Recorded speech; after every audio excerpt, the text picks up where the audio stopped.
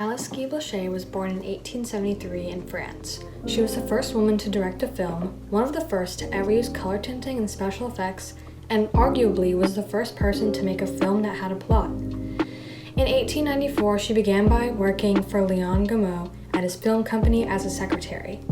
In 1896, she convinced Gaumont to allow her to direct a film. The one-minute film she created, called La Fille aux Choux, or The Cabbage Fairy, was very successful. She launched her career as a director in 1906, and she was in charge of all of Gaumont's productions. In 1908, she moved to the US, where she started her company, Solax. For a long time, Alice Guy Blaché's work was considered lost, but you can now find it on YouTube.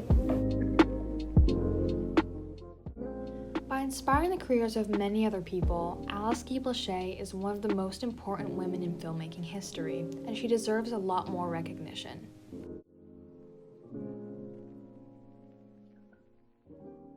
Nikki Yang is a South Korean animator, writer, and storyboard artist. Nikki Yang voiced Candy Chu, which is my all-time favorite character on the Disney series Gravity Falls.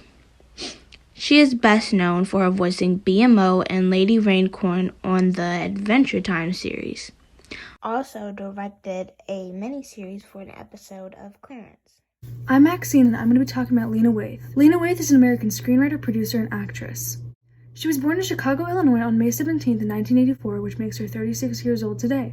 Her parents divorced when she was 3, and her father passed away when she was 14. She knew from the age of 7 that she wanted to be a television writer. In 2006, she got a degree in Cinema and Television Arts from Columbia College, Chicago. After having many jobs, she decided she wanted to move to Los Angeles to pursue her dreams. She then got hired as an assistant to the executive producer of the sitcom Girlfriends.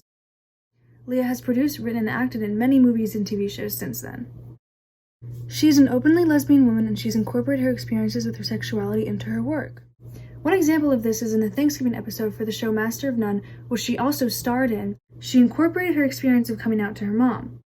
Later in 2017, she became the first Black woman to win the Primetime Emmy for Outstanding Writing in a Comedy Series for writing this episode. She also voiced the first queer character in Disney history, Spectre in Onward.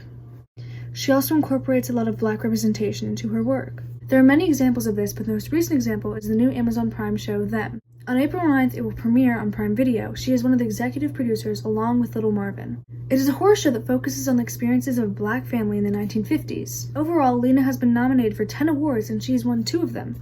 She has made so many accomplishments so far, and she's only 36. I can only imagine great things for her future.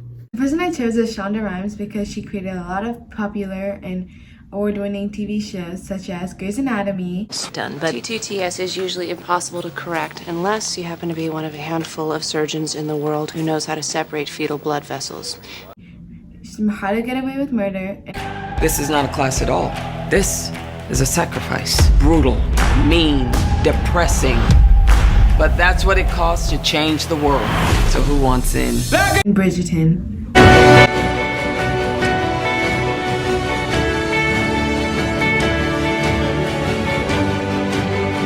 Shonda Rhimes did that and more after getting a PhD from Durmouth and USC, which both have really good cinematic programs. This is USC.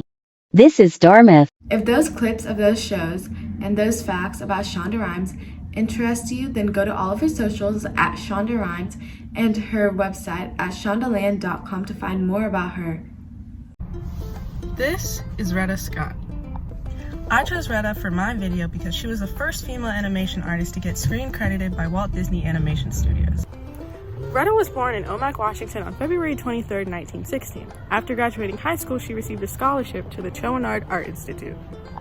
Until then, her director at her art institute encouraged her to apply at Walt Disney Studios. She then got hired in 1938. She then moved to Los Angeles, where she spent most of her time sketching at the Griffin Park Zoo.